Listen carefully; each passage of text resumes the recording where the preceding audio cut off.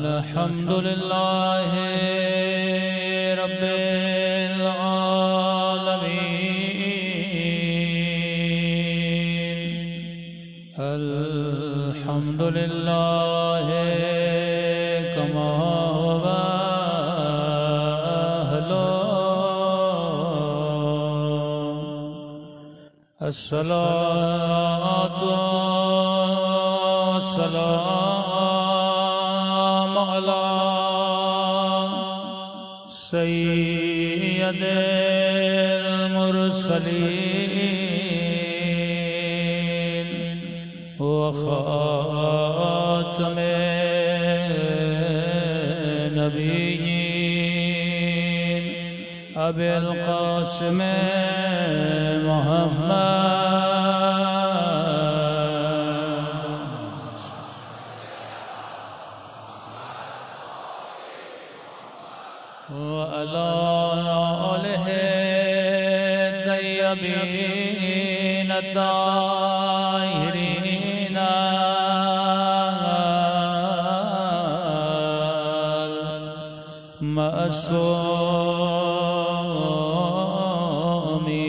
मअसूमीन। सब मिलके अपने आका के ज़हूर की दुआ।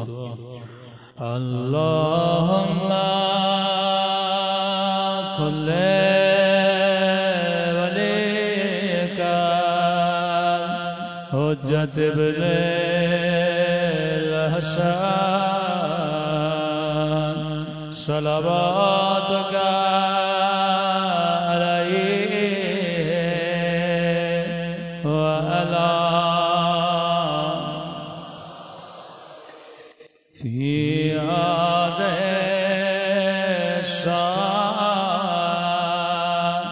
वफ़ी कुल्ले वलियान वहाफ़िज़ान वक़ाइदान वनासिरान वदलीलान वअयनान हत्ता तुस्किनहु अर्दका तौआ वतुमत्तिअहु फ़ीहा बिरहमतिका या अरहमान। सल्लल्लाहु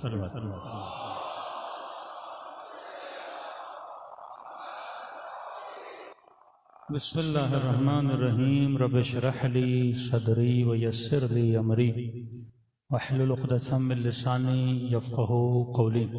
अम्मा बअद फ़क़द क़ाल सुब्हानहू व तआला हल अदुल्लुकुम अला तिजारतिन तुंजीकुम मिन अज़ाबिन अलीम तुअमिनून बिल्लाहि व रसूलिहि व तुजाहिदून फ़ी सबीलिल्लाह बिअम्वालिकुम व अनफुसिकुम ज़ालिकुम खैरुन लकुम इन कुन्तुम तालमून। सल्लल्लाहु अलैहि मुहम्मद व आले मुहम्मद।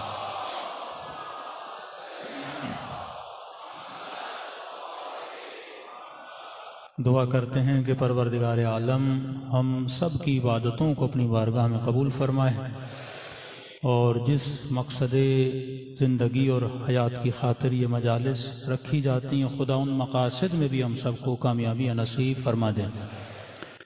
कुरान मजीद की बहुत प्यारी आयत जो इंसान को दुनिया में आने का मकसद बयान करती है।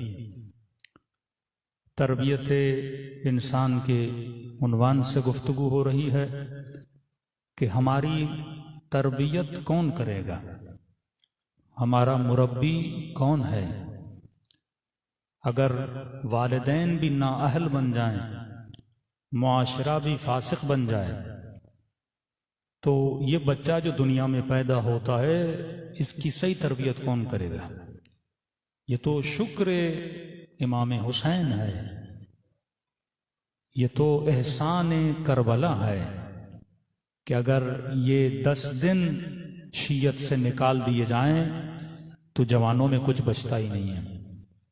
हम कई लोग इन्हीं मजलिसों के सदक़े में शराब छोड़ देते हैं, कई लोग मजलिसों में आके नमाजी बनते हैं, कई लोग मजलिसों में आके अल्लाह की सही बंदगी सीखते हैं, क्योंकि दर्स दीन और खिलकत का मकसद ये ड्रामे आपको नहीं बताएंगे, फिल्में आपको नहीं बताएंगी। क्यों? क्योंकि उनका मकसद है पैसा कमाना, एंटरटेनमेंट। और जब बेस एंटरटेनमेंट बन जाए तो वो सिर्फ ख्वाहिशात नफसानी को पूरा करने के लिए, क्योंकि ड्रामे का एक एम है, एक मकसद है, उसने पैसा लगाया है, उसे पैसा निकालना है। लेकिन मजलिस हुसैन का मकसद ये नहीं है। जब लफ्ज ही मजलिस हुसैन है, किसकी मजलिस? हुसैन की मजलिस। तो मजलिस हुसैन में भी मकसद हुसैन का बताया जाएगा, यजीद का बताया नहीं जाएगा। मजलिस हुसैन में हदफ भी किसका बताया जाएगा? इमाम हुसैन का। अब कोई ये बोले कि मौलाना मकसद इमाम हुसैन क्या था? करबला एक निजाम का नाम है, करबला एक सिस्टम का नाम है। जिस तरह करबला आपको दावत दे रही है, इसी तरह खुदा भी आपको दावत दे। दावत एक ही है। आवाज आई, हल अदुल्लुकुम अला तिजारतिन। ये दावत खुदा दे रहा है, डायरेक्ट अपने बंदे को दे रहा है कि हल अदुल्लुकुम अला तिजारत, क्या मैं खुदा तुझे एक बिजनेस की दावत दूं, एक तिजारत की दावत दूं? क्योंकि वो इंसान की साइकोलॉजी से आगाह है, क्योंकि उसी ने बनाया। वो इंसान के मिजाज को जानता है कि ये तिजारत का बड़ा शौकीन है। तिजारत का मतलब एक ऐसा बिजनेस जिसमें इंसान को फायदा हो। क्या मैं तुझे एक ऐसी तिजारत की दावत दूं जिसमें नफा ही नफा है, जिसमें नुकसान नहीं है? दुनिया में तुम जहां भी जिससे भी बिजनेस करो, नफे और नुकसान का अंदेशा होता है। लेकिन अल्लाह कहता है मैं एक ऐसे बिजनेस की दावत दूं जिसमें नफा ही नफा है, नुकसान का तसव्वुर ही नहीं है। ये कैसी तिजारत है जिसके नतीजे में तू अजाब जहन्नुम से बचेगा। सबसे बड़ा नुकसान अगर इंसान का है वो जहन्नुम का अजाब है। यानी हम पाकिस्तान की गर्मी को बर्दाश्त नहीं करते, तसव्वुर करें जहन्नुम की गर्मी को कौन बर्दाश्त करेगा? जहन्नुम का मतलब आग नहीं है, जहन्नुम का मतलब अजियत है।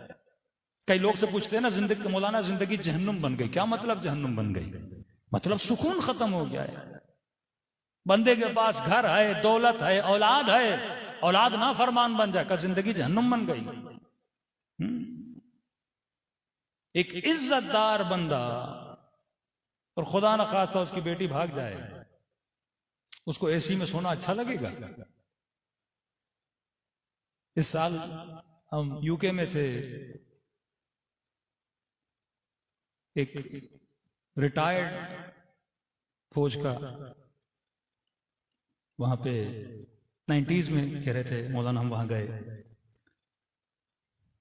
ज्यादा दीनदार नहीं, लिबरल माइंडसेट, लेकिन अच्छा मुसलमान, क्योंकि दीन ज्यादा उन तक पहुंचा नहीं। घर तकरीबन पाकिस्तानी कीमत लगाई जाए तो कोई 40, 20, 25 करोड़ का, कोई 2 मिलियन पाउंड्स का घर, 6 गाड़ियां खड़ी हुई। लेकिन वो बंदा उस घर में अकेला बैठ के रो रहा था। यानी वो लाइफ स्टाइल जो आज का जवान ख्वाब में भी न सोचे। हाँ? या बहुत ज्यादा सोच लेते 200 गज का घर मिल जाए, कोई छोटी मोटी गाड़ी मिल जाए, ख्वाब यही है जवानों के।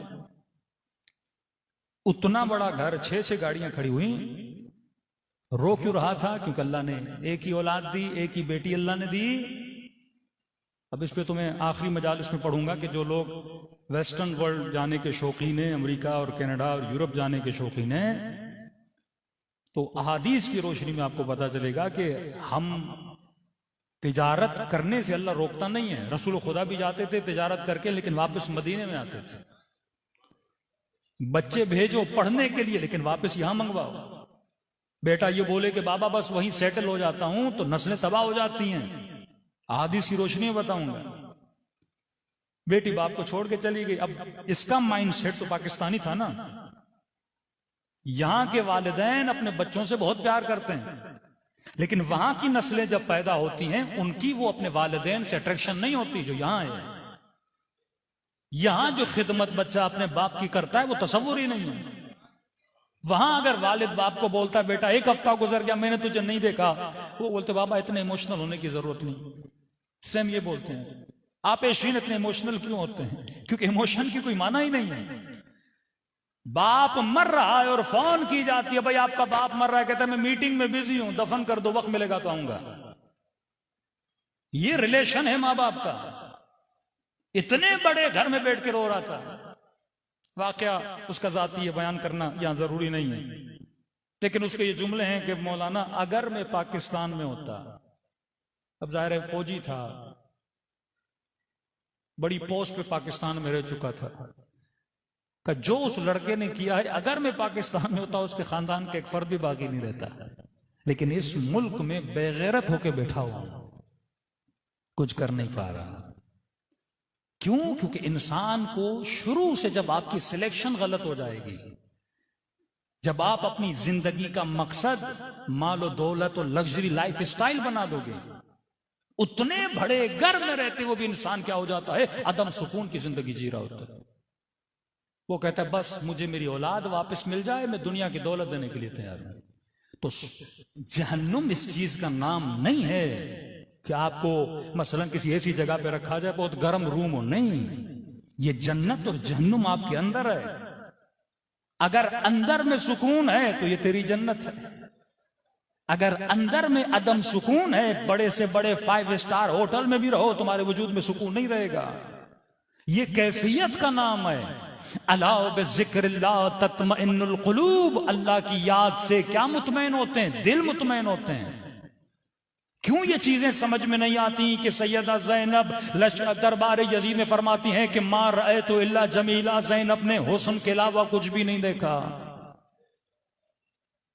दुश्मन परेशान था, वो तख्त पे बैठ के परेशान था, बीबी के हाथ रस्सियों में थे पर ज़ैनब मुतमईन थी। वो जिंदान शाम में मुतमईन बैठे हुए हैं और वो तख्त ताज पे मुतमईन। ये वो दौलत है जो अहले बैत में देना चाहते थे। जब तुझे पता ही ना हो कि जिंदगी का मकसद क्या है, हदफ़े खिलकत क्या है। कल मैंने कहा जिंदगी का मकसद सिर्फ ये नहीं कि हम आए खाएं पिएं बच्चे पैदा करें और मर जाएं। न्यू रिजविया में मैंने एक सवाल रखा लोगों पे पास, फिर आयत का मैं तर्जुमा कंप्लीट कर दूं ताकि आपको एक एक किस्सा समझ में आए।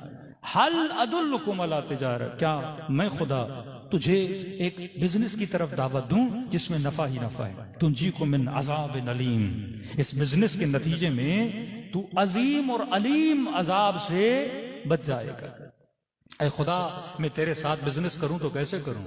बिजनेस में 2 चीजें होती हैं, एक होता है खरीदार, एक होता है बेचने वाला। खरीदार जो होता है उसके पास होता है पैसा, बेचने वाले के पास होती है जिन्स।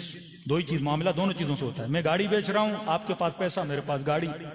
आप नकद दोगे, मैं आपको गाड़ी दूंगा। अब मेरे पास है जिन्स, अल्लाह के पास है नकद। ऐ खुदा मैं क्या बेचूं, तू मुझे क्या देगा? और मासूम का फरमान है कि कितना करीम है वो रब, जबकि सब कुछ उसका है। यानी मेरे पास है क्या जो मैं अल्लाह को बेचूं? मेरे पास जो कुछ भी है वो किसका है? परवरदिगार आलम का है। मतलब हाथ दूं तो हाथ उसके, ज़बान से कुछ कहूं तो ज़बान उसकी, खून जो मेरी रगों में गर्दिश कर रहा है वो उसका, दिल जो मेरे सीने में धड़क रहा है वो उसका। मेरे पास अपना तो कुछ भी नहीं है। कब वो इतना करीम है, अपनी ही चीजों से तेरे साथ तिजारत करता है।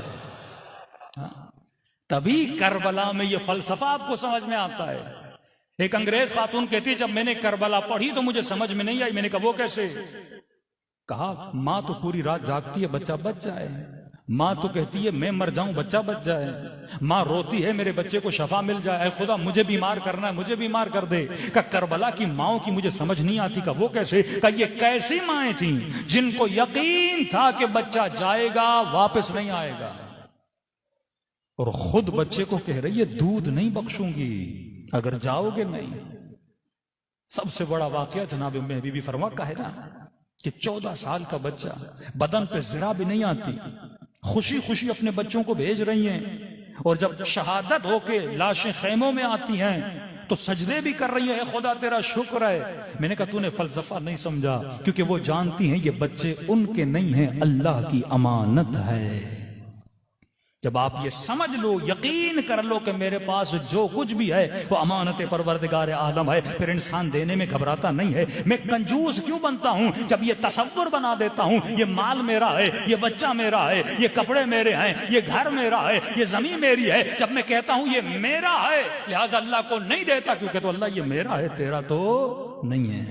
अब अल्लाह कहता ठीक है तेरा ही सही, 5 मिनट के लिए तू खुश हो जा, ये तेरा है, ये जिस्म तेरा है, ये माल तेरा है, आ मेरे साथ तिजारत कर, जो तेरा है तू मुझे दे, जो मेरा है मैं भी तुझे देता हूं। हाँ, तुंजी को मैं नज़ाब नलीम। पहली शर्त अल्लाह पे ईमान लाओ, रसूल पे ईमान लाओ, उसके बाद मेरे साथ तिजारत करो। किन चीजों के जरिए? अपने माल के जरिए और अपने नफ्सों के जरिए। सलवात पढ़े मोहम्मद व आलम।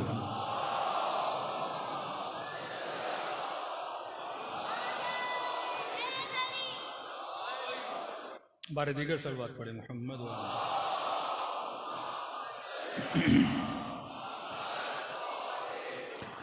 लाउड का थोड़ा बेस बढ़ा दें,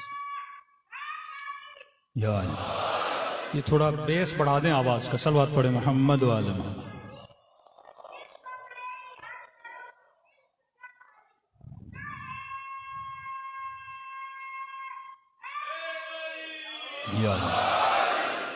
आओ मेरे साथ तिजारत करो। तो पहली तिजारत होनी है अपने नफ्सों के जरिए, जिसकी हमने तरबियत करनी है। अगर तरबियत नहीं करेगा अपने वजूद की, तब तक तो अल्लाह के साथ तिजारत नहीं कर सकता। जब तक फिलोसॉफी ऑफ इंसान को नहीं समझेगा कि तू दुनिया में आया क्यों है, तेरे आने का मकसद क्या है। कल मैंने इमाम आली मकाम अली इब्न अबी तालिब की एक हदीस पढ़ी, अल्लाहुम्मा सल्ली अला मुहम्मद। मौला फरमाते हैं कि अगर 3 चीजों को इंसान समझ ले, उसकी जिंदगी में वो सुकून, मतलब दुनिया भी जन्नत, आखिरत भी जन्नत बन जाएगी। वो 3 चीजें क्या हैं? कि मिन आइना फी आइना इला आइना, कहां से आया है, कहां पे रह रहा है और तुझे कहां जाना है। अब तरबियत की इब्तदा कहां से होती है? कि मैंने कहा एक निशानी हम सब के अंदर है। वो निशानी क्या थी? अगर कल जिनको याद हो, हम सब आशिके कमाल हैं। कमाल है मतलब बे इंतहा के हम आशिक हैं। आज अगर इस मजमे से किसी जवान को मैं खड़ा करूं और उसे बोलूं कि भाई तुझे कितनी दौलत चाहिए, एक अदद मुझे बता दे, क्योंकि अभी गरीब है, शायद मुझे कोई अदद बता दे। क्या मौलाना 2 करोड़ हो तो इनफ, हाँ? लेकिन जब 2 करोड़ मिल जाएंगे, 2 साल के बाद पूछूं काफी है, ये गुजारा नहीं हो रहा मौलाना। हम रुकते नहीं हैं, ये हमारी नेचर में है। अब सबसे बड़ा इत्तफाक जो अल्लाह ने इंसान के साथ किया, गौर से सुनिएगा। मासूम से पूछा गया कि मौला मैं इस दुनिया को और बरज़ख के साथ कंपेयर करूं तो कैसे समझूं, क्योंकि मैं वहां गया नहीं, मुझे पता नहीं कि वो कायनात कैसी है। तो अगर मैं कंपेयर करना चाहूं कि दुनिया और आलम आखिरत किस तरह है, आलम आखिरत है कैसा दुनिया के मुकाबले में, तो मौला एक मिसाल देते हैं। मौला फरमाते का जनीन, जिस तरह तू शिकम मादर में होता है, ये शिकम बड़ी है या दुनिया। अब किसी के पास कैलकुलेटर है तो वो कैलकुलेट करके बताए कि शिकम मादर, जो रहीम में बच्चा होता है, उसका साइज कितना है, और ये दुनिया जिसमें अभी आप बाहर निकल के आए हैं, इसका साइज कितना है। कहते जितना रहीम है दुनिया उतनी है, और जितनी दुनिया बड़ी है आखिरत उतनी बड़ी है। मिलियंस टाइम वो यहां से बड़ी है। यहां की लज्जतों को मल्टीप्लाई मिलियंस करो, वो आखिरत बन जाती है। कि मैंने एक हदीस आपकी खिदमत बयान की कि फरमाते हैं यहां जितने भी दुनिया के मजे हैं, वहां एक चीज खाओगे उसके 50,000 लज्जतें हैं। ये कंपैरिजन मौला अली कर रहे हैं कि आपस में अगर कंपेयर करो तो आखिरत इतनी बड़ी है। दूसरा फरमाया कि जिस तरह तू शिकम मादर में बड़ा होता है इसी तरह तो इस दुनिया में बड़ा होता है। एक मिसाल दूं ताकि आपका जहन खुले। फरमाते देखो शिकम में, माँ की शिकम में बच्चा होता है, पहला पेट जिसमें तू जाता है वो माँ का है, दूसरा पेट जिसमें तू आता है वो दुनिया है, उस पेट से निकल के तू जहां जाता है वो आलमे बरज़ख है। ये भी एक पेट है जहां तू पल रहा है। अब मौला ने क्योंकि मिसाल दी है तो सारी इल्मी बातें भी वहीं से आपको निकलेंगी और आपको समझ में आएंगी। पहली चीज, वो बच्चा जो शिकम मादर में होता है, उस शिकम में खुदा ने उस बच्चे को कई चीजें अता की हैं। मिसाल के तौर पे उस पेट में अल्लाह ने उसे आंखें दी हैं, उस पेट में अल्लाह ने उसे हाथ दिए हैं, उस पेट में अल्लाह ने उसे टांगे दी हैं। लेकिन जरा ये सोचिए, उस पेट में ये हाथ किसी काम के हैं? पेट में देख नहीं सकता पर आंखें हैं, वहां बोलता नहीं पर जबान है, वहां सुनता नहीं पर कान है, वहां उसको चलना नहीं पर पांव दिए हैं, वहां उसको कोई काम नहीं करना पर हाथ दिए हैं। का मौला क्यों दिए हैं? का जो वहां दे रहा है वहां के लिए नहीं दे रहा, यहां के लिए दे रहा है। लेकिन उसे नहीं पता मुझे क्यों दिया जा रहा है, उसे इल्म नहीं है। और अगर पेट में रहते हुए बच्चे को ये बताओगे मेरे लाल अल्लाह ने तुझे आंखें दी हैं, बाहर कोई बहुत बड़ी दुनिया है, तो पागल किसी और को बनाओ मेरी तो यही दुनिया है। भाई अल्लाह ने तुझे कान दिए, बाहर बड़ी अच्छी अच्छी आवाजें सुनने को मिलेंगी। नहीं, मैं अंदर ही सही हूं। अल्लाह ने तुझे टांगे दिए, बाहर जाकर चलना है, हाथ दिए हैं, दुनिया में बहुत कुछ है। कहेगा नहीं, मेरा सब कुछ यहां है। बिल्कुल इसी तरह जब दुनिया वालों को बताते हैं ना, यहां जो कुछ अल्लाह दे रहा है यहां के लिए नहीं दे रहा, वहां के लिए दे रहा है। अब कहता है मौलवियों की बातें हैं, क्या किसने देखी है, कौन गया है? वही अक्ल है जो बच्चे की है। तभी कुरान कहते हैं ला तशअरून, तुम्हें पता ही नहीं, तू सोच भी नहीं सकता वो कायनात कैसी है। वहां की एक झलक और एक लज्जत को देख ले। भाई क्या दिखाया था इमाम हुसैन ने शब आशूर 2 उंगलियों के बीच में? बरज़ख दिखाई थी ना उनको। जनाब ज़ुहैर को खेमे में बुलाकर इमाम हुसैन ने क्या बताया, क्या दिखाया?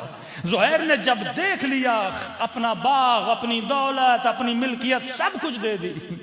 कहा जो हुसैन ने दिखाया है उसके मुकाबले में ये जर्रा भी नहीं है। अब जिसका तसव्वुर इतना बड़ा हो जाए, अब ये नहीं सोचता कि मैं अल्लाह की राह में मसलन 1000 दे रहा हूं तो जाया हो रहा है, नहीं। अब ये नहीं सोचता अल्लाह की राह में 1 लाख दे रहा हूं तो जाया हो रहा है। अब ये नहीं सोचता मैं खुम्स दे रहा हूं तो जाया हो रहा है, किसी यतीम को पाल रहा हूं। उसे पता है ये माल अल्लाह ने यहां के लिए नहीं दिया, वहां के लिए दिया है। ये आंखें, हाँ दुनिया में इस्तेफादा करते हो, लेकिन आंखें इसलिए दी ताकि तू कुरान पढ़े, जबान इसलिए दी ताकि तू जाकिर बने। अब एक सवाल करूंगा क्योंकि ये टॉपिक थोड़ा डीपली है, इसको समझाने में भी थोड़ा थोड़ा करके समझाना पड़ेगा। एक सवाल अक्सर हम पूछते हैं, इंसान क्या है? हमारे उस्ताद अखलाक कहते थे ये सवाल नहीं करो इंसान क्या है, क्योंकि जब तक आपको यही नहीं पता मैं क्या हूं तब तक आप अपने लिए वो कुछ नहीं करोगे। जब आपको अपनी वैल्यू का नहीं पता, ये बिल्कुल ऐसे है कि गधे की गर्दन में हीरा डाल दो, गधे को क्या पता हीरा क्या है। अल्लाह ने हमें रूह दी, हमें नहीं पता रूह का पावर क्या है, हमें नहीं पता कि हम क्या क्रिएट करने आए। हम महल बनाने लगे, हम दुनिया बनाने लगे, अपना वक्त जाया करने लगे, घंटों घंटों इंसान जाया कर देता है, उसे पता ही नहीं कि वक्त की कीमत क्या है। इतनी कीमत है कि खुदा जब कसम खाता है तो कहता है वल अस्र इन्नल इंसान लफी खुस्र, मुझे वक्त की कसम, इंसान खसारे में है। ये वक्त की वैल्यू है। अहले बैत ने अपने वक्त को सही मॉनिटर किया। मकसद ये नहीं तू 70 साल जिए, 60 साल जिए। अली असगर कितनी जिंदगी पा रहे हैं? 6 महीने, लेकिन वक्त को कैसे इस्तेमाल किया? अली अकबर ने वक्त को कैसे इस्तेमाल किया? गाजी अब्बास ने वक्त को कैसे इस्तेमाल किया? रसूल खुदा ने वक्त को कैसे इस्तेमाल किया? क्या उनकी जिंदगी से ये लगता है ये बिलियनर बनने आए थे? क्या उनकी जिंदगी से ये लगता है ये लग्जरी लाइफ ढूंढने आए थे? मशक्कत से बड़ी मशक्कत उठाई। जिंदगी अहले बैत का मकसद ये था इंसान की तरबियत की जाए, इंसान साजी की जाए। जिस मकसद के लिए इंसान कायनात में आया है उसी सिरात पे इंसान को चलाया जाए। अब उस मकसद में अगर हुसैन की जान चली भी जाती है, चली जाए, क्योंकि हुसैन को हुसैन बनाया ही इसीलिए गया कि इंसान बनाए। तू दुनिया में इसीलिए आया है। खाना पीना, शहवत की लज्जत करना, ये तो तुमसे ज्यादा हैवान करते हैं।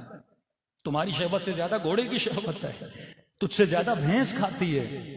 हाँ, तेरी परवाज से ज्यादा परिंदों की परवाज है। इन चीजों में कमाल नहीं था, तभी खुदा ने हमें नहीं दी। अगर परवाज करना कमाल होता, खुदा हमें पर देता। अगर शहवत कमाल होती तो खुदा घोड़े जितनी शहवत देता। अगर दीद में कमाल होता कि हम दूर दूर तक देखें तो खुदा अपना उकाब की आंखें हमें अता करता। अगर सूंघने में कमाल होता तो कुत्ते वाली ताकत हमें देता। ये ताकतें खुदा ने हमें नहीं दी। अगर ज्यादा औलाद पैदा करना कमाल होता तो खुदा इंसान को एक साथ इतने बच्चे देता जितने हैवानों को देता है। नहीं, तेरा कमाल ये था, तू इंसान है। अब एक सवाल करूंगा, उससे आप फासले को महसूस करेंगे। ये मत सोचिए इंसान क्या है। सौ तारीफें की गई, डेफिनेशंस बताई गई कि इंसान क्या है। जो हमें होज़ाए इल्मिया में तारीफ पढ़ाई जाती है वो ये होती है, अल इंसानु हैवानुन नातिक। इंसान की तारीफ ही है कि इंसान एक ऐसा हैवान है जो नुत्क रखता है, नुत्क बोलता है, सोचता है। लेकिन इस वक्त जो उलमा, जदीद उलमा हैं, जो उरफा हैं, वो इस तारीफ को रिजेक्ट करते हैं। कहते ये तारीफ इंसान नहीं है। मैं आपसे एक सवाल करता हूं, घर जाके कापी और पेन उठा के जरा सोचिएगा। 10 मिनट्स मजलिस थोड़ी प्रैक्टिकल भी हो जाए, सिर्फ अवामी मजलिस न रहे, इल्मी मजलिस भी हो जाए। आप कॉपी पे ये लिखिए, इंसान क्या नहीं है। क्या है? नहीं। इंसान क्या नहीं है। जब आप बोलोगे इंसान क्या है तो 100 जवाब आएंगे ना। लेकिन हमें यह देखना है कि मैं क्या नहीं हूं, ताकि उन चीजों से जुदा हो जाऊं, मुझे अपने रास्ते का पता चले।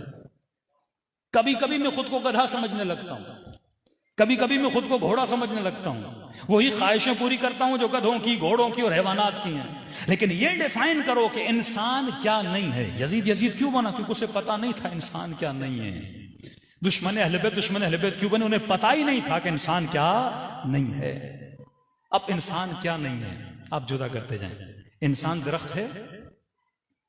दरख्त नहीं है। लेकिन दरख्त जैसा है? यकीनन है। दरख्त का जिस्म भी सख्त है, इंसान का जिस्म भी सख्त है। दरख्त में नुमू है, दरख्त बड़ा होता है। आप भी बड़े होते हैं कि नहीं होते? पौधा छोटा होता है, बड़ा होता है। तो मतलब जिस्म का होना और जिस्म का बड़ा होना ये इंसानियत नहीं है। ये तो एक पौधे का काम है। ये जो सलाहियत मेरे अंदर है ये पौधे का काम है। यहां तक मैं इंसान नहीं, यहां तक मैं क्या हूं? एक दरख्त की तरह हूं। दूसरा, इंसान हैवान नहीं है। हैवान कौन है? खाता है। मैं भी खाता हूं, तो इसका मतलब ये इंसानों का काम नहीं है। हैवान भी खाता है। हैवान जज्बात रखते हैं, कभी गुस्से में आता है शेर, कभी ठंडा पड़ जाता है शेर। इसी तरह मैं भी कभी गुस्से में आता हूं, कभी ठंडा पड़ जाता हूं। तो यहां तक तो ये भी सिफत इंसानी नहीं है। शेर गोश्त खाता है, मैं भी खाता हूं।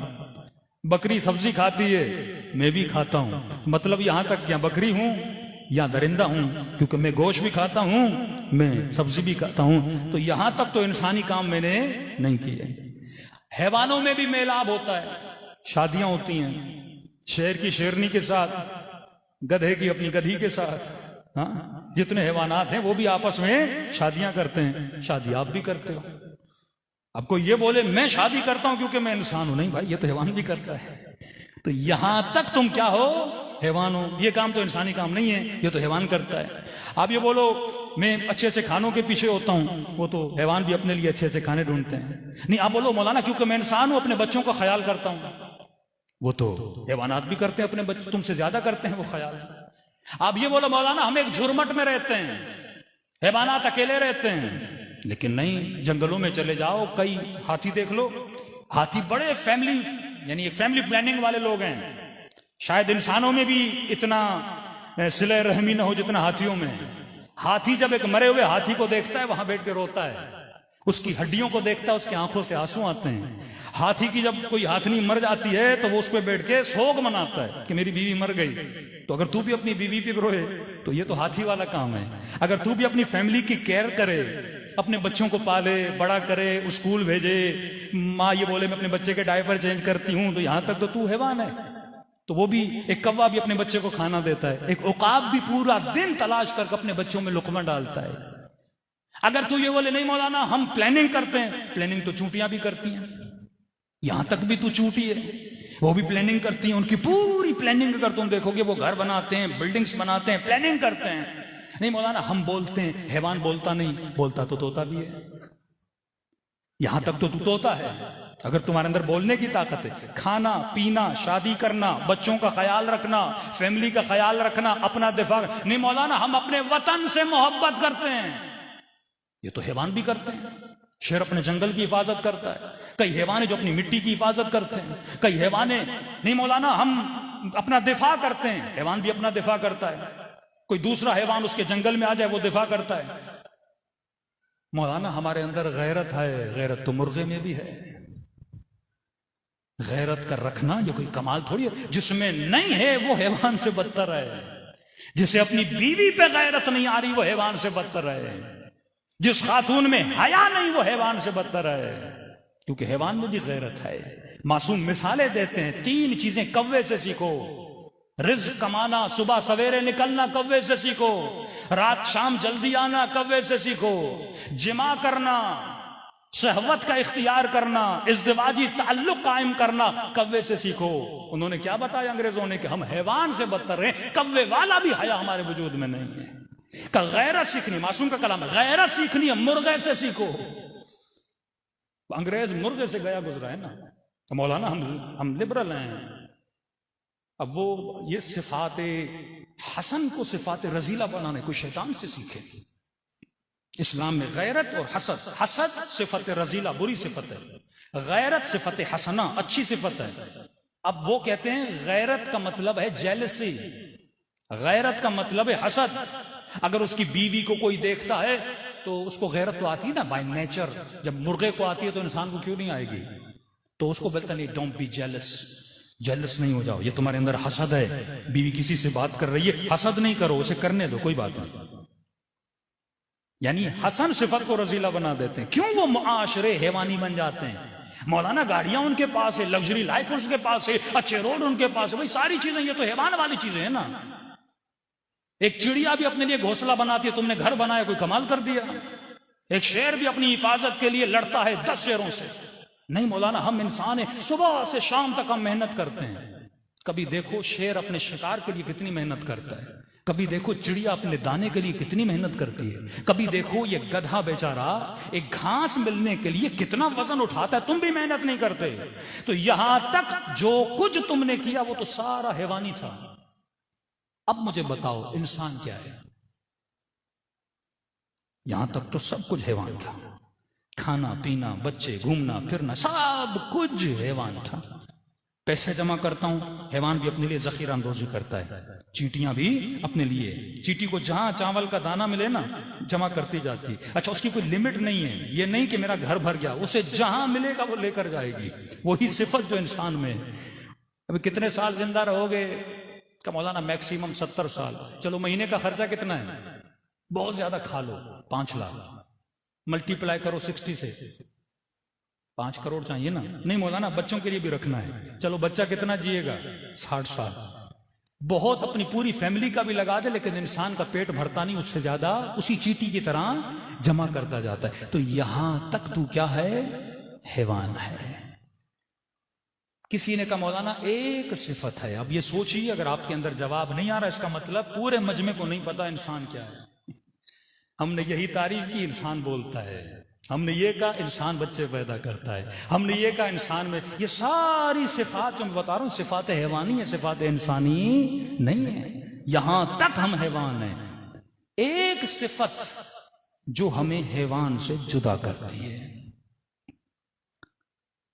वो सिफत हैवान में भी है लेकिन हमारे अंदर कुछ ज्यादा है।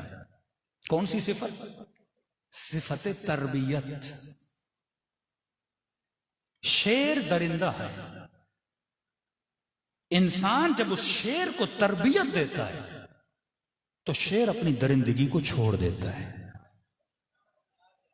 ऐसा है कि नहीं? बंदर को तरबियत दी आपने, नाचने लगा। शेर को तरबियत दी, दरिंदगी छोड़ दी। लेकिन जब हैवान को तरबियत देते हो, उसकी तरबियत की लिमिट है। ये नहीं कि शेर को गाड़ी चलाना सिखाओ, फौरन हाईवे पे शेर गाड़ी चलाए, नहीं। शेर को जहाज उड़ाना सिखाओ, नहीं, उसकी तरबियत की एक लिमिट है, क्योंकि वो हैवान है, वो लिमिटेड तरबियत पाता है। तोता घर में लाओगे लिमिटेड लफ्ज सीखेगा, ये नहीं कि उसे पूरा कुरान याद करवा दो, नहीं, एक नारा सीख लेगा, एक लानत सीख लेगा, एक गाली सिखा दोगे, एक अच्छा जुमला सिखा दोगे, इससे ज्यादा तोता कुछ कर नहीं सकता। पर मैं यहां से फर्क इंसान और हैवान साबित होता है। हैवान कंप्लीट तरबियत पाने की सलाहियत नहीं रखता, वो महदूद तरबियत पाता है, लेकिन इंसान को अल्लाह ने इंसान बनाया क्योंकि इंसान लामहदूद तरबियत पा सकता है। ये जब लश्कर यजीद में था, हुसैन इसे तरबियत दे के हुर बना देते हैं।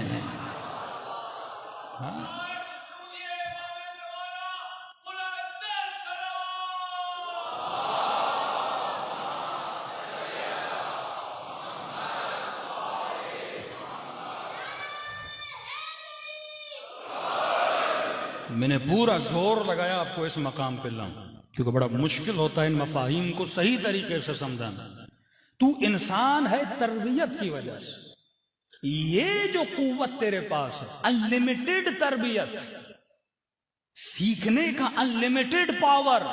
तू डॉक्टर बन सकता है, तू इंजीनियर बन सकता है, तू ड्राइवर बन सकता है, तू एरोप्लेन चला सकता है, तू कश्तियां चला सकता है, तेरे अंदर मुख्तलिफ लड़ने की ताकतें हैं, मुख्तलिफ हुनर सीख सकता है। इस हुनर की वजह से तू इंसान है। अल्लाह ने तुझे भेजा था ताकि तू तरबियत पाए, और उसने तुझे 12 मुरब्बी अता किए, अली जैसा मुरब्बी अता किया। ये तो मुस्लिम ने अपने ऊपर जुल्म किया।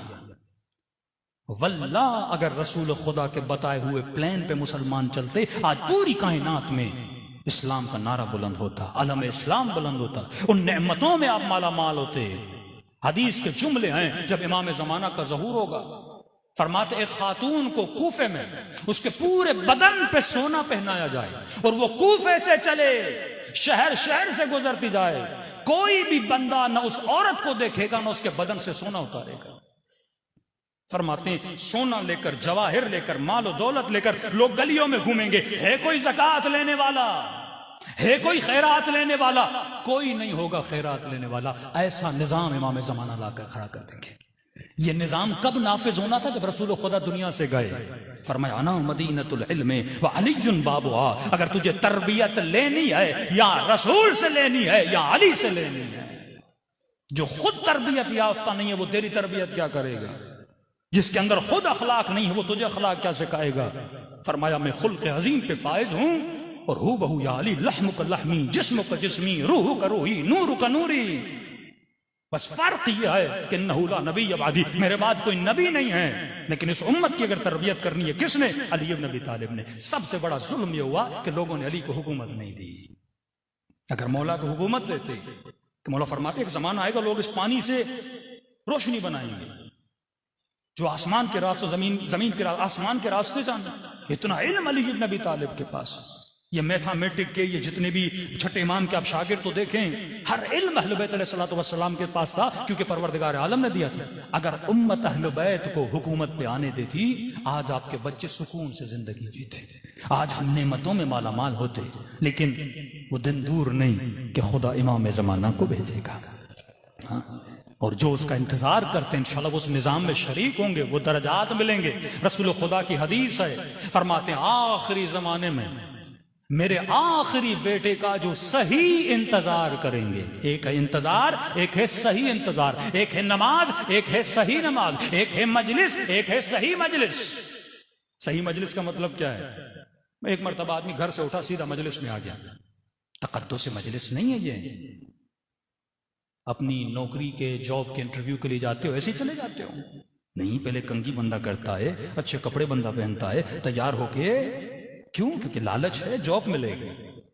तो यहां कोई लालच नहीं है तुझे दीन मिलेगा, यहां लालच नहीं है हुसैन की एक निगाह मिलेगी, सैयदा की रिजा मिलेगी, हाँ जन्नत मिलेगी, आखिरत मिलेगी। ऐसा ही उठ के चला आता है मजलिस में, साफ सुथरे कपड़े पहन के आया कर, बावुजू होकर आया कर। मजलिस के बाद जाकर 2 रकत नमाज इमाम हुसैन या 2 रकत नमाज शुक्राना पढ़ा करो। गए खुदा तूने जिंदगी तो दी, मैंने जाके 1 घंटा इमाम हुसैन की मजलिस में गुजारा, तूने इतना रिज़्क़ मुझे अता किया, कि दुनिया दर बदर भटक रही है लेकिन तूने मुझे नौकरे दरे हुसैन बनाया। हाँ, ये नेमत खुदा दे रहा है, तो उस अदब के साथ आके बैठा करो, क्योंकि इस महफिल में अहले बैत अलैहिस्सलातु वस्सलाम आते हैं, वो नियत करके आया करो, ये अदब महफिल है। फरमाया जो सही से मेरे बेटे का इंतजार करता है, अज्र क्या मिलेगा तसव्वुर से बालातर।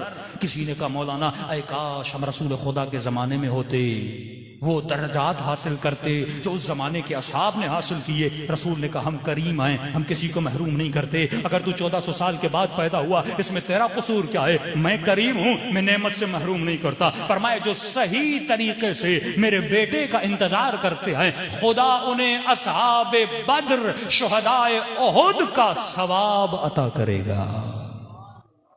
यानी सही इंतजार करके जब दुनिया से जाओगे लिखा जाएगा ये शहादत बदरी लेकर शहीद हुआ, ये असहाबे उहुद का शहीद होने का मकाम लेकर दुनिया से चला गया। सही इंतजार, सही इंतजार का मतलब मैं आपके घर आया, आपने कहा मौलाना एक बहुत बड़ी शख्सियत मेरे घर में आने वाली है।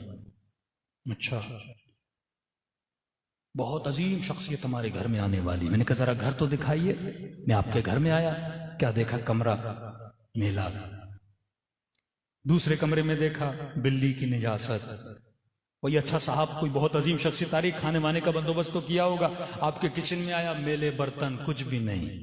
मैं कहूंगा आपने सही से बंदोबस्त नहीं किया।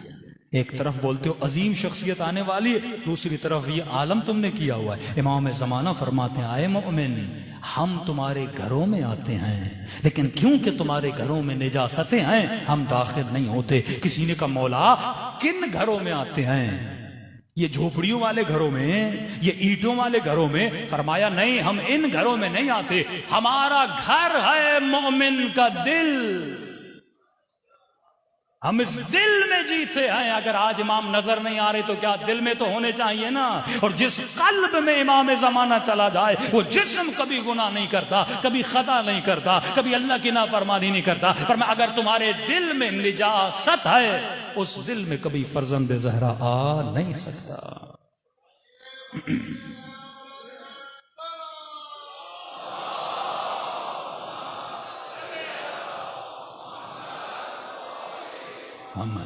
तो खुलासे गुफ्तार ये कि इंसान की तारीफ ये है, इंसान एक ऐसा वजूद है जो तरबियत लेता है और जिसकी तरबियत की कोई हद नहीं है। यानी ये नहीं कि आपकी कैपेसिटी इतनी हो आप 1 क्लास पढ़ो, नहीं, 1 to 2 3 4 मैट्रिक इंटर बैचलर जितना पढ़ना चाहो आप अनलिमिटेड तरबियत पा सकते हो। तो हदफ जिंदगी है मैं कायनात में आके क्या लूं?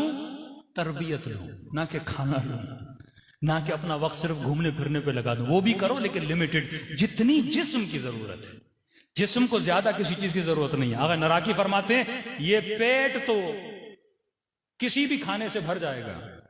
पेट कभी नहीं कहता मुझे मुर्गी दो, मुझे गोश्त दो, इसे जो भी दो, ये इसकी एक लिमिट है, ये भर जाता है। आंखों की एक लिमिट है, थक जाती है। घूम के भी इंसान थक जाता है, सुन सुन के भी इंसान थक जाता है, बैठ बैठ के भी इंसान थक जाता है। जिस्म को उतना ही दो जितनी जिस्म की जरूरत है। अपना वक्त उन चीजों में न लगाओ जो हैवानी हैं। जिस मकसद के लिए तुझे पैदा किया मकसद ये है तू ज्यादा से ज्यादा तरबियत ले। कल मैंने कहा ना, एक मोमेंट से मैंने पूछा क्या कर रहे हो? कहना रिलैक्स।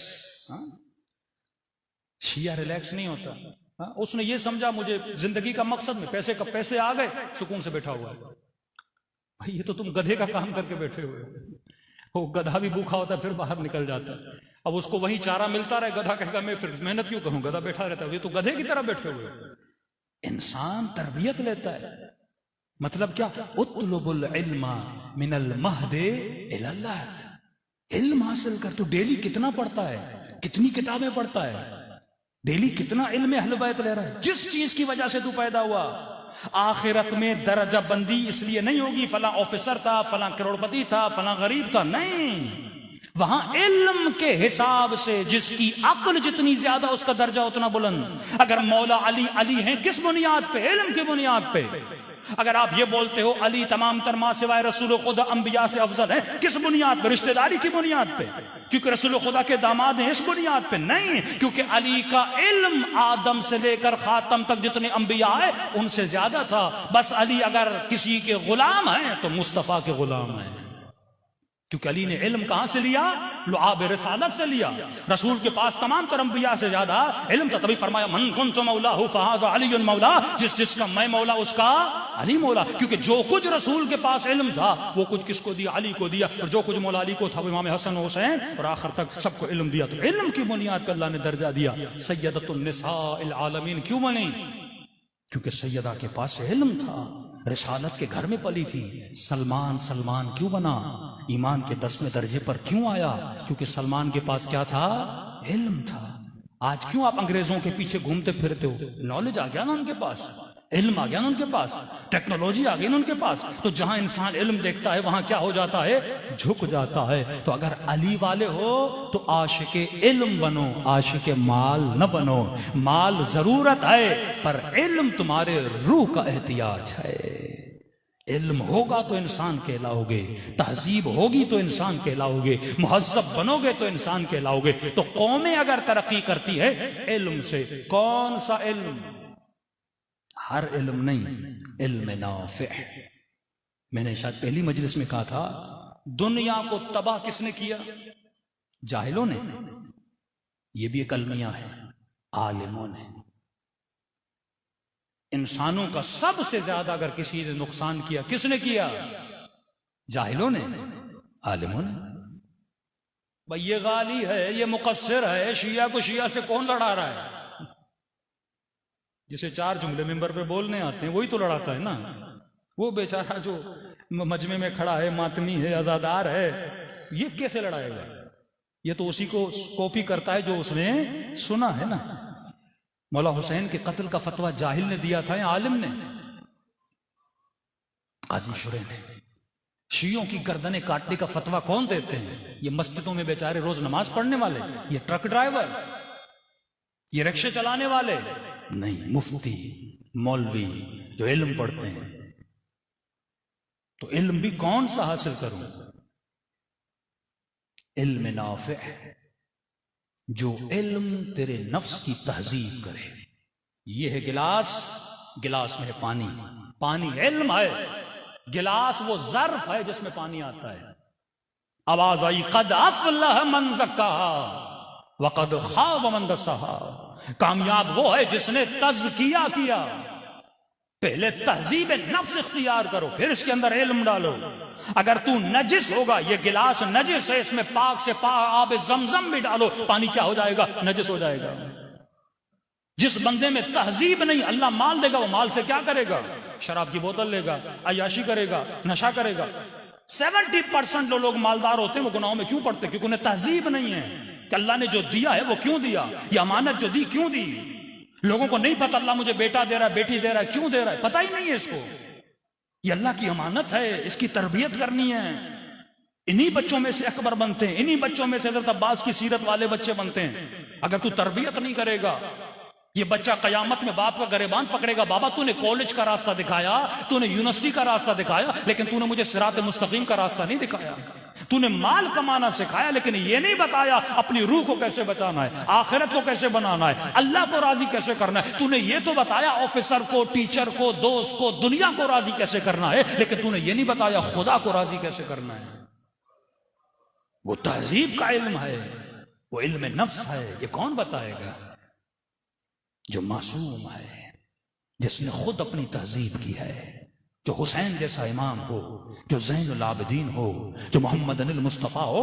तो सिर्फ इल्म नहीं, पहले अपने नफ्स की तहजीब करो, फिर इल्म हासिल करो। इल्म नाफे। दुनिया को उन आलिमों ने तबाह किया जिनकी तहजीब नहीं थी, जिन्होंने खुद को पाक नहीं किया, जिन्होंने खिलकत का मकसद नहीं समझा, उन्होंने कायनात को तबाह बर्बाद कर दिया। एटम बम किसी जाहिल ने बनाया था या आलिम ने? क्या गली कूचे में चप्पलें सीने वाला, रोड पे अंडा बना के बर्गर बनाने वाला, इसने दुनिया को तबाह किया था? ये पढ़े लिखे लोग, हुक्मरान क्या अनपढ़ हैं? या आपके सेनेट में जो बैठे हुए सेनेटर ये अनपढ़ हैं? सारे पढ़े लिखे, BA MA पढ़े लिखे, यही मुल्कों को तबाह करते हैं। क्या अमेरिका का जो सदर है वो अनपढ़ है? पढ़े लिखे लोग हैं, लेकिन तहजीब नफ्स नहीं है। बंदा आलिम भी बन जाए, नबी की महफिल में भी रह ले, लेकिन अगर तहजीब न हो वो कातिल ज़हरा बन जाता है। असल जंग तहजीब है। आदमियत का आगाज हुआ हाबिल और काबिल से। कुरान समझो, गौर करो, फिक्र करो, वक्त बहुत हो चुका। दो भाई हैं, एक बाप से पैदा हुए हैं। भाई ने भाई को कत्ल किया। खुदा क्या बताना चाह रहा है? यानी कायनात की जो इब्तदा और स्टार्टिंग है इतनी बुरी, इंतहा क्या होगी? खिलकत इंसान की इब्तदा कितनी बुरी है। पहले तो जद आदम ने वो जन्नत में वो काम कर दिया, अल्लाह ने यहां भेज दिया। फिर आते ही बच्चों ने क्या किया? भाई ने भाई को कत्ल कर दिया।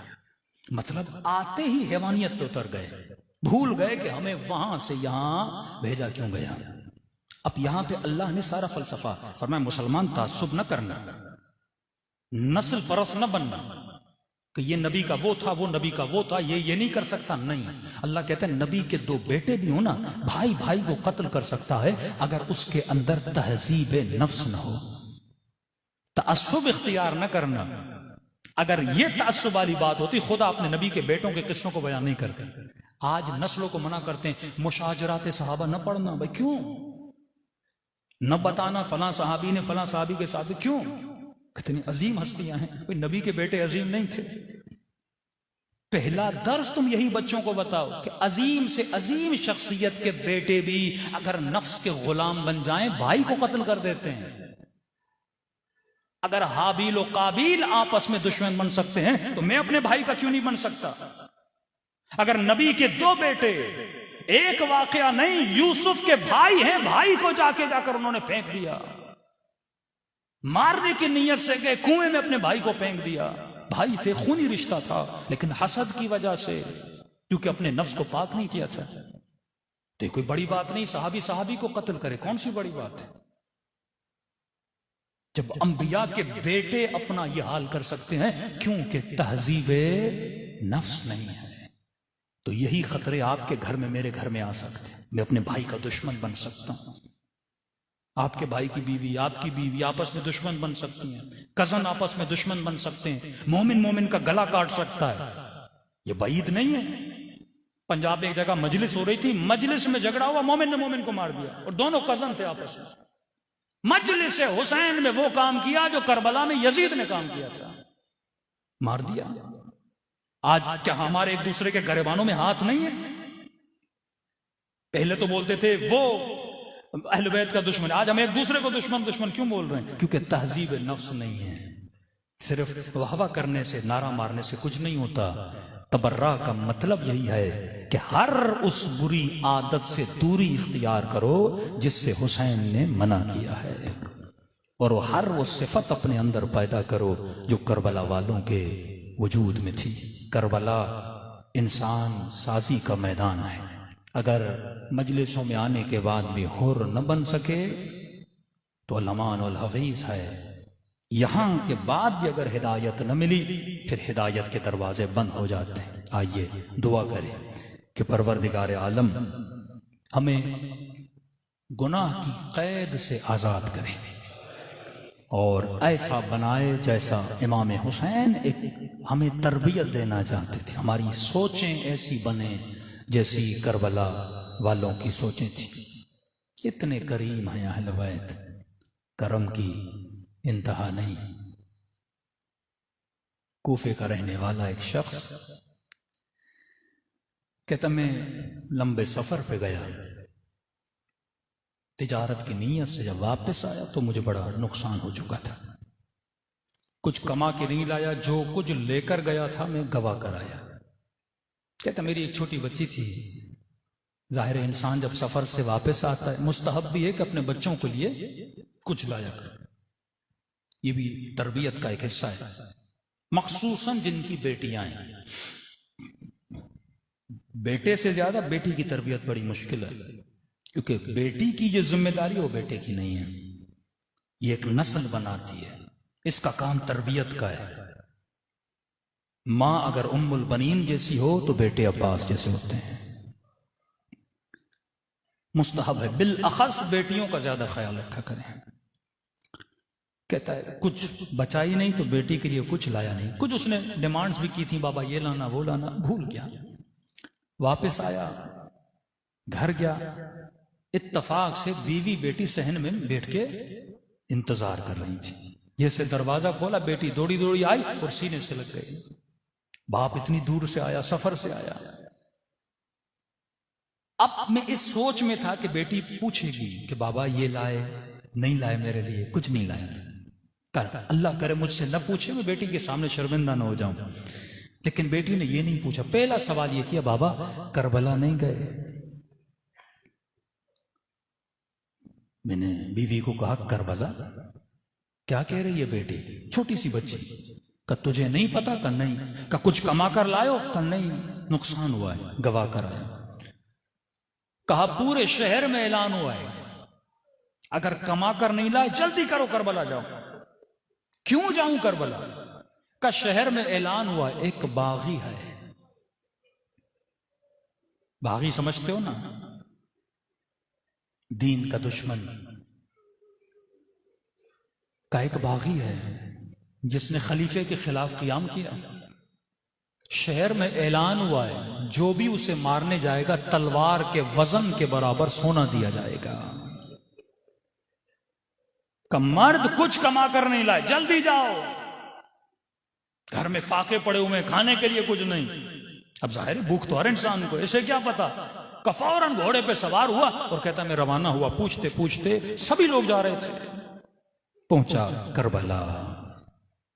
ये वक्त था ज़ोहरे आशूर का वक्त। कहता मैंने देखा लोगों का हुजूम है, लाशें जमीने करबला पे बिखरी हुई हैं। एक ही है जिसको लोगों ने घेरा हुआ है। कहता कोई नेजा मारता है, कोई तीर मारता है। कहता अजीब मंजर था, जिसे कुछ भी ना मिला ना वो पत्थर मार रहा था। बुग़्ज़े हुसैन में नहीं, माल की मोहब्बत कि ये बोलूं अमीर मैंने पत्थर मारा था, कुछ नहीं मिला मैंने पत्थर मारा था। कहता मैंने बड़ी कोशिश करके जगह बनाई, मैं भी तो कुछ करूं ताकि मुझे भी तो कुछ मिले। कहता मैंने एक पत्थर लिया, बड़ी मुश्किल से भीड़ को तोड़ते हुए आगे बढ़ा। अब मैंने मारना चाहा, लेकिन जरा अक्लमंद था। इसने कहा देखूं तो सही है बागी है कौन, इतनी दुश्मनी, जिसे जो मिल रहा है इसे मार रहा है। कहता जब उसके चेहरे को गौर से देखा ना तो माथे पे सजदे का निशान था। ऐसा नूरानी चेहरा।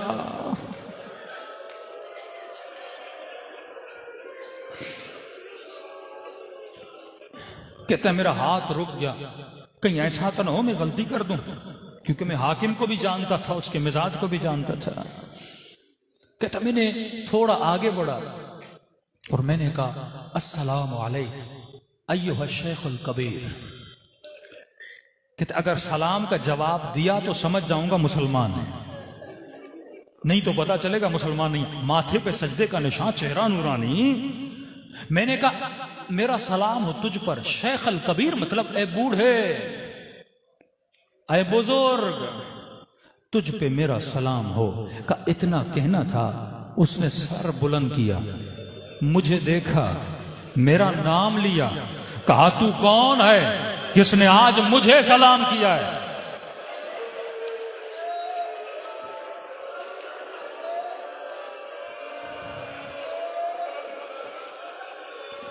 का परेशान हुआ, इसे मेरे नाम का कैसे पता।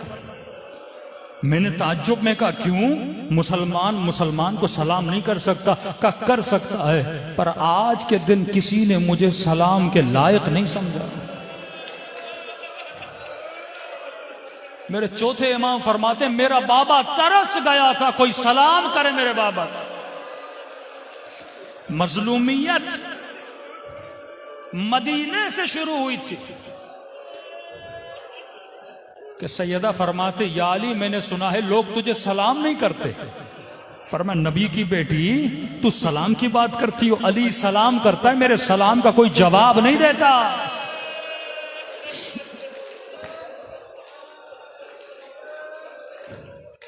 मैंने कहा ऐ बुजुर्ग आप हो कौन? कहता उसने कहा कि तू यहां पे क्या कर रहा है?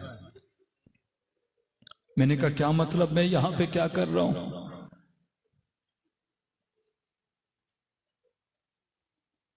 कहा कि मैंने खत पढ़ा था जो तूने मुझे लिखा था। कहा कौन सा खत? कहा मुझे पहचाना नहीं? कहा नहीं। कहा मैं तेरे मौला अली का बेटा हुसैन। खुदा की कसम तसव्वुर करो कि जिंदगी भर इमाम जमाना का इंतजार कर रहे हो और खुदा न करे उस इमाम का इंतजार करते करते एक दिन उसी इमाम को पत्थर मारने जाओ। कहते जैसे सुना ना हुसैन, वजूद में लर्जा तारी हो गया, मौला के कदमों पे गिरा। मौला मैंने तो खत लिखा था, खुदा गवाह है तिजारत पे गया, मुझे क्या पता आप करबला आ गए। मौला मौला मैं अपनी जान आप पे कुर्बान करूं, जहरा का लाल और ये हाल। मौला ये आपको पत्थर मार रहे, इनकी ये जुर्रत नबी के नवासे को पत्थर मारे।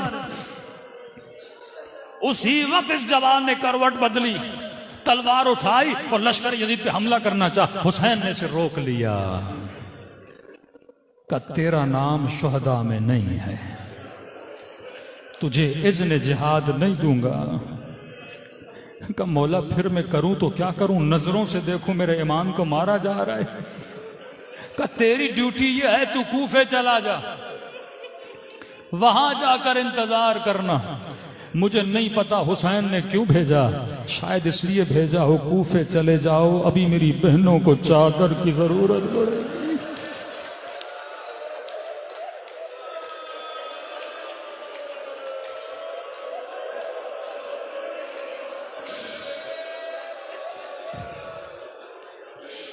कोई तो हो मेरी सकीना को पानी पिलाने वाला। कहता हुक्म इमाम था, करता तो क्या करता। मैंने कहा ठीक है मौला, अगर आपका ये हुक्म है। कहते उदास दिल से ओझल कदम लेकर अभी चल नहीं लगाता, हुसैन ने फिर मुझे रोक लिया। खुदारा इतना करीम है तेरा इमाम, इस इमाम को बनता है कोई बंदा नाराज करे, इस इमाम का दिल तोड़े। कहते थोड़ा आगे बढ़ा, इमाम ने फिर रोक लिया। कहा जरा मेरे करीब तो आ। कहता खुशी खुशी आगे बढ़ा, मौला इसने जिहाद दे रहे हैं। का जैसे आगे बढ़ा, हुसैन ने अपने जख्मी हाथों से एक अंगूठी उतारी।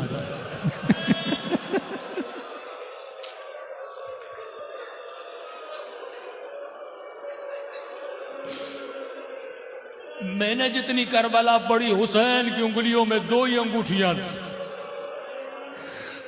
एक के लिए मेरे इमाम जमाना फरमाते मेरा सलाम हो उस उंगली पे जिसे काटा गया था। का उतर नहीं रही थी, जालिम ने उतारने के लिए मेरे बाबा की उंगली काटी थी। दूसरी ये अंगूठी थी जो इमाम ने ऐसे दी। ताज्जुब से पूछने लगा मौला मुझे अंगूठी क्यों दे रहे हैं? ये हुसैन है, ये करीम है, इसे तुझसे ज्यादा तेरे बच्चों का ख्याल है। खुदा गवाह है तुझसे ज्यादा तेरे बच्चों का ख्याल है। इमाम ने कहा तुझे याद नहीं था जब तू सफर पे गया था, तेरी बेटी ने तुझसे अंगूठी मांगी थी।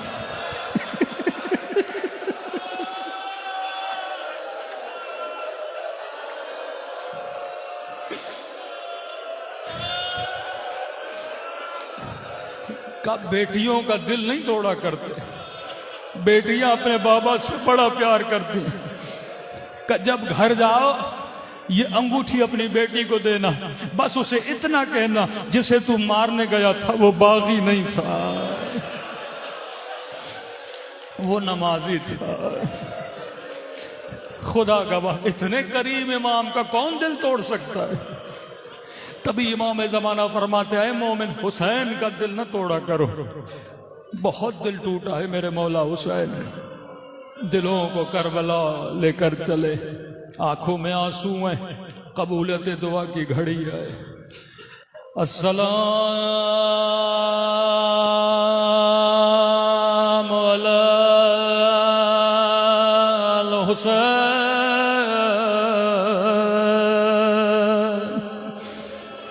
व अला अली इब्न हुसैन व अला औलाद हुसैन व अला अस्हाब हुसैन। लफ्ज हुसैन सबको आता, जबानों को मुअत्तर करो अपने मौला के नाम से सब मिलके। अस्सलाम अला हुसैन व अला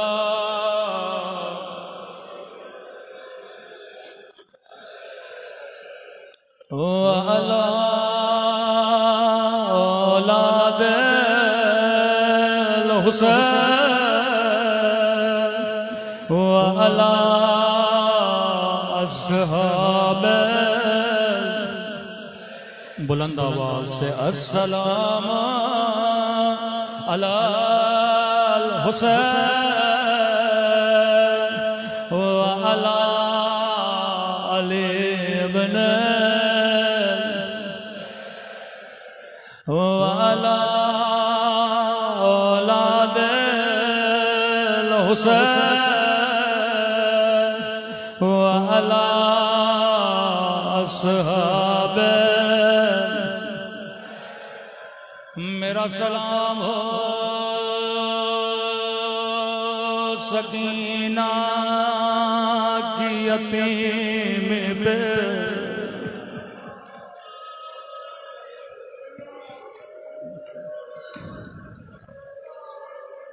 मेरा सलाम हो जिंदान शाम की अंधेरी रातों पे, जिसमें एक बच्ची फरियाद कर रहे थे मेरे गरीब बाबा,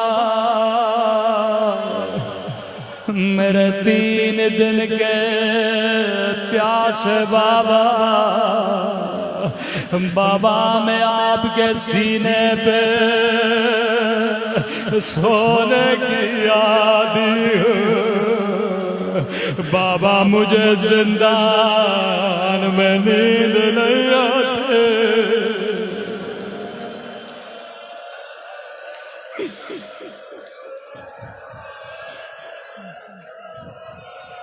मौला का एक बूढ़ा शायर कहता है मैंने ख्वाब में इमाम हुसैन को देखा। अल्लाह हम सबको भी मौला की ज़ियारत नसीब कर।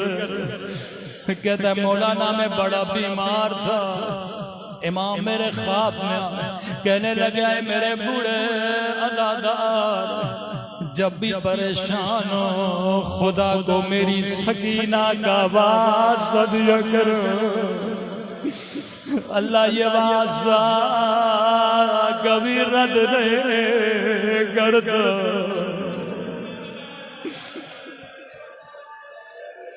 किसी ने मेरे चौथे इमाम से पूछा मौला क्या शिमर की अपनी बच्चियां नहीं थी? मौला कोई कितना ही कसी क्यों न हो, कभी छोटी बच्चियों को तमाचे नहीं मारता। क्या दुश्मनी थी सकीना से? इमाम ने फरमाया दुश्मनी सकीना से नहीं थी। फरमाया अगर तेरी किसी के साथ दुश्मनी हो तो उसे ज्यादा तकलीफ देना चाहे उसे नहीं मारेगा, उसके सामने उसके बच्चे को मारेगा। का जब भी ज़ैनब का दिल दुखाना था ये सकीना को तमाचे मारता था।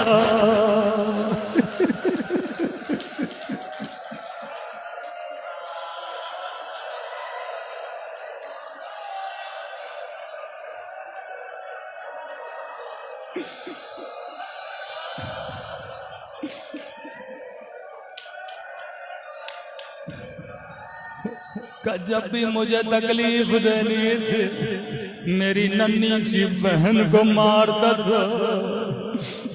मेरे छठे इमाम का फरमान है जाकिर पढ़ो ताकि हमारे शियों को पता तो चले हमने कितनी बड़ी बड़ी मुसीबतें उठा। ये जुमले हैं इमाम हुसैन के, ये नहीं कि सिर्फ मुहर्रम में। फरमाया जब भी पानी पियो मेरी सकीना को याद किया करो, एक एक घूंट के लिए मेरी बच्ची को तमाचे मारेगा। मेरी बच्ची बूंद बूंद पानी के लिए तरस गई थी। मेरी जान कुर्बान मौला हुसैन आपकी मजलूमियत में। रिवायत सख्त है लेकिन मौला का फरमान है खुदा को इसी बच्ची का वास्ता दो। सबसे बड़ी दुआ इमाम ज़माना के ज़हूर की दुआ, ऐ खुदा इन दिलों को ठंडक अता कर। इमाम ज़माना का ज़हूर फरमा दे। फरमाया हलब शहर था 40 घोड़े सवार, पीछे कैदी बीबियां, लाइनों ने काफिला रोका। इमाम सजाद फरमाते हैं मुझे धूप में बिठा दिया गया, गर्दन में तोक, हाथों में जंजीरें। पूरे रास्ते ये नन्ही सी बच्ची कभी भाई की कलाइयों के बोस लेते थे, कभी भाई के गर्दन के बोस लेते थे। 4 साल बच्ची, थकी हुई बच्ची, प्यासी बच्चे इमाम सजाद की गोद में बैठ गए। 40 घोड़े सवार, सफर लंबा था, गर्मी का मौसम था। शिमर ने पानी का मशकीज़ा लिया, अपने घोड़े सवारों को पानी पिलाने लगा। इस्लाम का हुक्म है कभी रोजेदार के सामने खाना न खाया करो, कभी भूखे के सामने खाना न खाया करो। प्यासी बच्ची के सामने सिपाहियों को पानी पिलाने लगा। धीमी सी आवाज में कहा भैया सज्जाद मुझे बड़ी प्यास लगी है।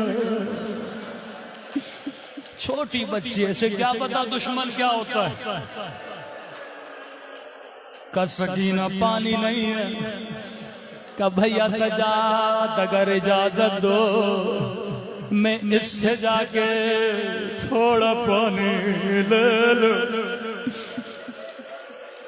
इमाम ने कहा सकीना चली जा, लेकिन मुझे पता है पानी नहीं, लेकिन जा जाकर मांग, कहीं कयामत के दिन ये न कहे बच्ची ने मांगा नहीं था। नन्ही सी बच्ची नन्हे नन्हे कदम उठा शिमर के करीब कहने लगी मुझे बड़ी प्यास लगी है।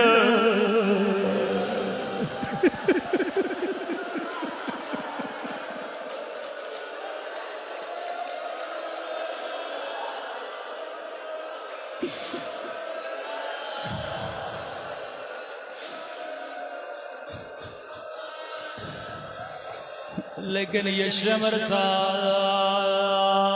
शिमर मुझे बड़ी प्यास लगी है। लाई ने बच्ची को कोई जवाब नहीं दिया। खुदा की कसम अगर कहता सकीना तुझे पानी नहीं दूंगा, बच्ची दोबारा इससे पानी नहीं मांगती। मेरे मौला फरमाते ये सिपाहियों को पानी पिलाता रहा, नन्हे नन्हे कदम उठाती रही। शायद इसके बाद मुझे देगा, शायद इसके बाद पानी देगा।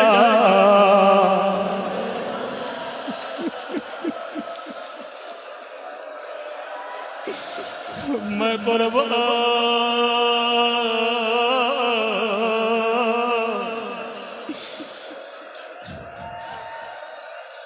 बड़े सख्त जुमले। 40 सिपाहियों ने पानी पी लिया, बच्ची चल चल के थक गए। कहा शिमर अब तो पानी दे दे। मौला फरमाते मलू ने जवाब नहीं दिया, दोबारा पानी से मशकीदा भरा। अब लई ने घोड़ों को पानी पिलाना शुरू किया। ओ कयामत का मंजर था, घोड़े पानी पी रहे थे पर नबी की नवाजी बच्ची प्यासी थे।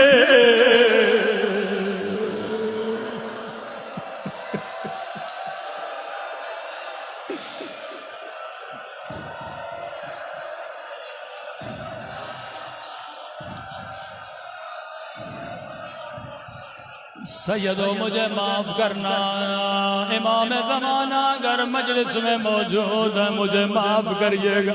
अब रिवायत के जुमले बड़े सख्त हैं। सिपाहियों ने पानी पी लिया, घोड़ों ने पानी पी लिया, बच्ची चल चल के थक गए। एक मरतबा ज़मीन पे बैठी, कहती है अब तो पानी दे दे। इमाम सजाद फरमाते लई ने वो जुल्म किया जिसकी मिसाल तारीख में नहीं मिलती। पानी का मश्क लेके सकीना के करीब आया, बच्ची ने चुल्लू बनाया। सुनोगे लई ने क्या किया? फरमाया सारा पानी जमीन पे फेंका।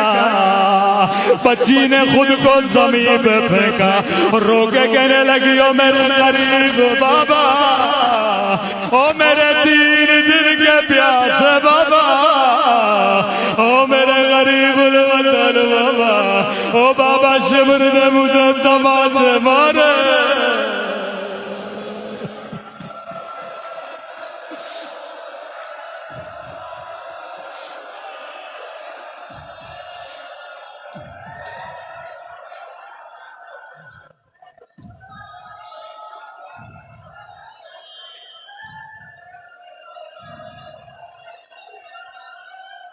अल्लाहुम्मा इश्फी सदरल हुसैन बज़हूरिल हुज्जा। ऐ खुदा इन रोती हुई आंखों का वास्ता हमारे मौला और आका इमाम ज़माना का ज़हूर फरमा दे। हम सबके सगीरा कबीरा गुनाह माफ फरमा। अगर कोई मजलिस में बीमार है उसे शफाए कामिला अजला नसीब फरमा। अगर कोई कर्जदार है उसके कर्ज अदा फरमा। ऐ खुदा इन आंखों को इमाम ज़माना की ज़ियारत नसीब फरमा। कब्र क़यामत में शफाअत हुसैन नसीब फरमा।